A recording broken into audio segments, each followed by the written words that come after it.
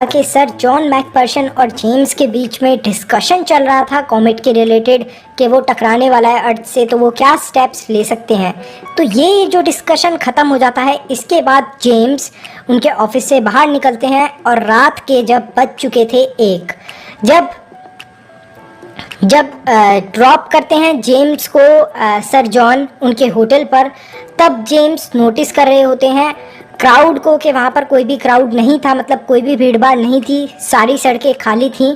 और वो ऊपर आसमान की तरफ भी देखते हैं, सितारों की तरफ। तो उनको सितारों की तरफ देखकर एक ही चीज़ दिमाग के अंदर आती है कि जितना अभी ये आसमान शांत है, जब कॉमेट दत्ता आएगा और वो कोलाइड करेगा अर्थ के साथ, मतलब कि टकराएगा अर्थ के साथ, तब ये जो शांति है ये नहीं रह पाएगी। तो यही चीज़ उनके दिमाग के अंदर चल रही होती है और जेम्स बार बार यही सोचते हैं कि कहीं मैंने सही कैलकुलेशन करी है, कहीं मैंने कोई गलती तो नहीं कर दी अपनी कैलकुलेशन के अंदर। तो उनके दिमाग में यही सारी चीज़ें चल रही होती हैं। फाइनली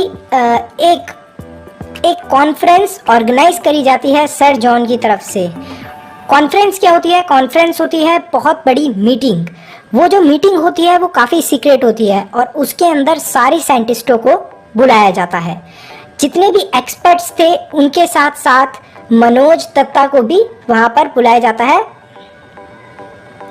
तो स्पेशल इन्वाइटी थे, मतलब स्पेशली उन्हें बुलाया गया था मनोज दत्ता को, तो वो भी वहाँ पर प्रेजेंट थे।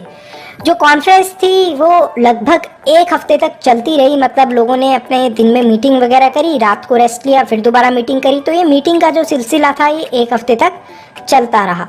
लेकिन ये जो भी चीज़ें हो रही थी कॉन्फ्रेंस के अंदर, मीटिंग के अंदर, ये सारी चीज़ें चुपचाप सीक्रेटली हो रही थी। तो बार बार जो जेम्स थे उनकी कैलकुलेशन को चेक करा जा रहा था और सारी ऑब्जर्वेशन ली जा रही थी, लेटेस्ट देखा जा रहा था कि आखिर वो जो कॉमेट दत्ता है वो क्या वाकई में अर्थ से टकराने वाला है, क्या कोई चेंज आया। तो फाइनली जितने भी साइंटिस्ट होते हैं वो एक कंक्लूजन पर आते हैं कि जो कॉमेट दत्ता था वो अर्थ से टकराने ही वाला है और वो डायरेक्टली अर्थ पर टकराएगा और गिरेगा। बहुत ही कम चांस था कि जो कॉमेट दत्ता था वो अर्थ के पास से चले जाए या फिर जो एटमॉस्फेयर है उसके अंदर वो डिस्ट्रॉय हो जाए। तो इस वजह से सारे जितने भी साइंटिस्ट थे उनको यही लग रहा था कि अगर वो नहीं टकराता अर्थ से तो सबकी जान बच जाएगी, लेकिन ये चीज़ होने के चांसेस बहुत कम हैं।